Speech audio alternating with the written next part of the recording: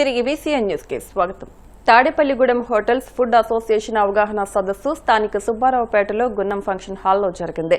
Tadepalligudem hotels food association అధ్యక్షులు వేగి శ్రీనివాస్ అధ్యక్షత వహించి కార్యక్రమానికి అసోసియేషన్ గౌరవ అధ్యక్షులు Paiboina Raghu, Eluru assistant food control officer Kona Venkataratnam, gazetted food inspector Annapareddy, Sundar Ramireddy, food inspector Kankara Sridhar రెడ్డిలు ముఖ్య అతిథులుగా పాల్గొన్నారు.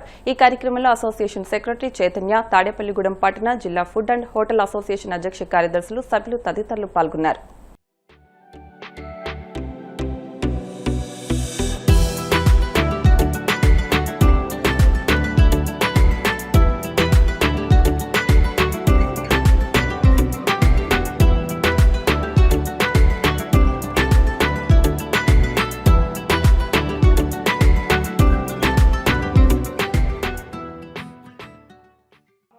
క్వాలిటీ ఇవ్వండి, డబ్బులు తీసుకోండి, 10 రూపాయలు మన ఇంటికి తీసుకెళ్ళేటట్టు మనం వ్యాపారం చేయాలి. కానీ ఎవరి కోసం పోటీ తత్వం పెట్టుకొని మనం నష్టపోతే మాత్రం ఏ పరిస్థితుల్లో మనం ఈ యొక్క వ్యాపారాన్ని అభివృద్ధి చేయలేము, నష్టాల్లో కట్టాల విషయాన్ని మాత్రం మీకు సరైనగా తెలియజేసుకుంటున్నాను. ఇప్పుడు యూనిటీ కంటూ వస్తే 1 డే కంటిన్యూగా రైట్ చేయడం జరిగింది. మగవారు రాత్రి కలిపి చేసినప్పుడు చాలా ట్యాక్స్ చేయడం జరిగింది. అయితే ఆ మరుసటి రోజే అంటే యూనిట్ రేట్ మీరు చెప్తున్నానండి, ముఖ్యమంత్రి గారు మనం అడగగానే వారు కూడా వెంటనే స్పందించి మనకి రాష్ట్ర స్థాయి నాయకత్వంతో GST వాళ్ళు సమావేశాన్ని ఏర్పాటు చేయడానికి కూడా ప్రభుత్వం గ్రీన్ సిగ్నల్ ఇచ్చింది కనుక మనకి వాటి వల్ల కొంతవరకు ఇబ్బందులు తగ్గించండి. అసోసియేషన్ ఆహార పదార్థాలతో వ్యాపారం నిర్వహిస్తున్నారు. ఇది ప్రజలకి విక్రయించేటప్పుడు ఆరోగ్యమైనటువంటి ఆహారాన్ని అందిస్తే సమాజం కూడా మీకు లాభదాయకంగా ఉంటుంది, అలాగే కొనుగోలుదారులకు కూడా ఆరోగ్యంగా ఉంటుంది, సమాజం కూడా ఆరోగ్యంగా ఉంటుంది.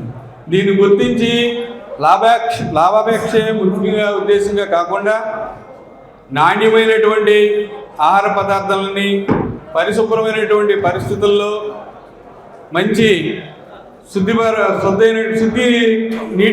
నీటిని వినియోగించి తయారు చేసిన ఆహార పదార్థాలని గవర్నమెంట్ పెట్టే నిబంధనలు దాన్ని అవగాహన చేసుకోవడానికి ప్రతి సంవత్సరం మన ఫుడ్ ఆఫీసర్స్ అందరూ కూడా ప్రతి చోట జిల్లాలో ప్రతి చోట పెడుతున్నారు. ఎందుకంటే ఇంతకుముందు రకరకాల కలర్స్ కానీ టేస్టింగ్ సాల్ట్స్ కానీ అన్నీ వాడేవారు.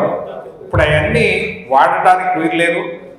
ఏదో అవి వాడకపోతే మన వ్యాపారం పోతుందనే అపోహతో కొందరు అవి ఇంకా కంటిన్యూ చేస్తున్నారు.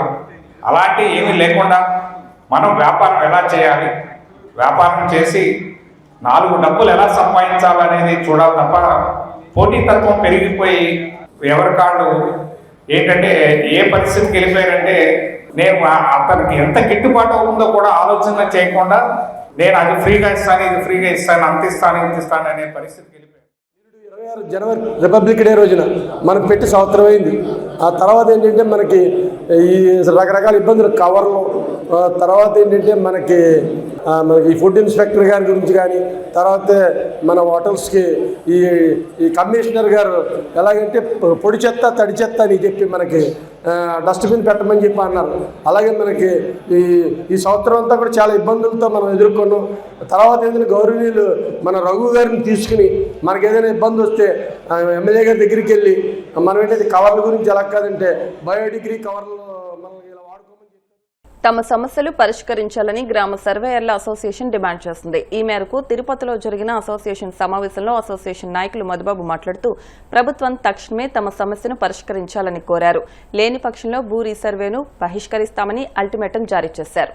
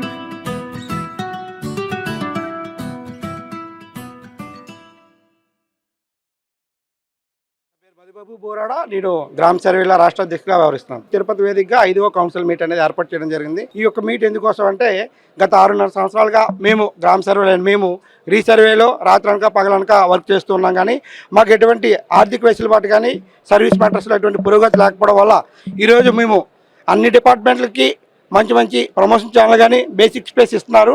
గ్రామ సర్వేలో అయిన మాకు మాత్రం ఎటువంటి బేసిక్ పే కానీ ప్రమోషన్ ఛానల్ పైన ఒక అవగాహన లేకుండా జరుగుతుంది.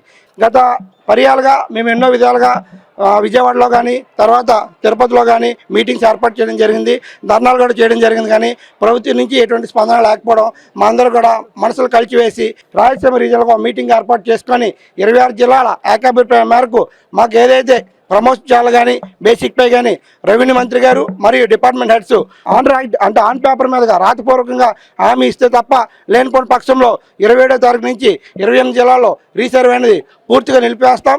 జిఎస్డబ్ల్యూఎస్ వర్క్స్ ఏవైతే ఉన్నాయో, జిఎస్డబ్ల్యూఎస్ సర్వేలు ఏవైతే ఉన్నాయో, డిడిఓ పరిధిలో జరుగుతున్న సర్వేలు ఏవైతే ఉన్నాయో వాటికి అటెండ్ అవుతాం. రీసర్వే పూర్తిగా 27వ తారీఖు నుంచి నిలిపేసి మాకు ప్రభుత్వం నుంచి స్పష్టమైన ఆదేశాలు వచ్చి మీకు ఈ విధంగా మేము చేయగలుగుతాం, మీ గ్రామ సర్వేలు 6 సంవత్సరాలు కష్టపడుతున్నారు, మీకు మేము ప్రమోషన్ ఛానల్ ఇవ్వగలుగుతాం.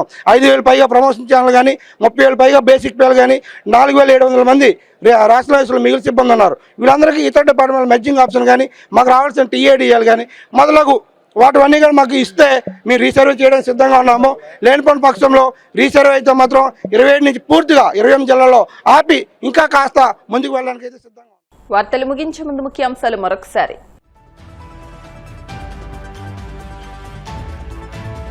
గణతంత్ర దినోత్సవం సందర్భంగా గవర్నర్ ఆధ్వర్యంలో ఎట్ హోమ్ కార్యక్రమం. వివిధ రంగాల ప్రముఖులు స్వాతంత్ర సమరయోధులతో సందడిగా మారిన లోక్ భవన్.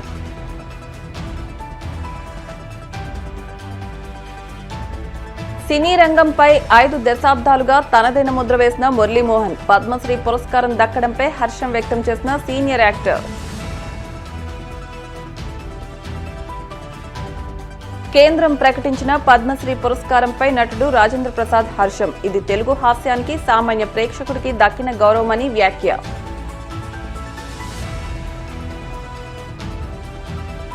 వాడపల్లి వెంకన్న ఆలయంలో ప్రత్యేక పూజలు. మంగళ వాయిద్యాల నడుమ శ్రీ స్వామి అమ్మవార్లకు మేలుకొలుపు సేవ ఈశ్వరి లక్ష్మీ హోమం. ఈ వార్తలు ఇంతటితో సమాప్తం. మరిన్ని వార్తల కోసం BCN digital YouTube channel, Facebook page ని ఫాలో అవ్వండి. అప్డేట్ వార్తల కోసం ప్లీజ్ సబ్స్క్రైబ్.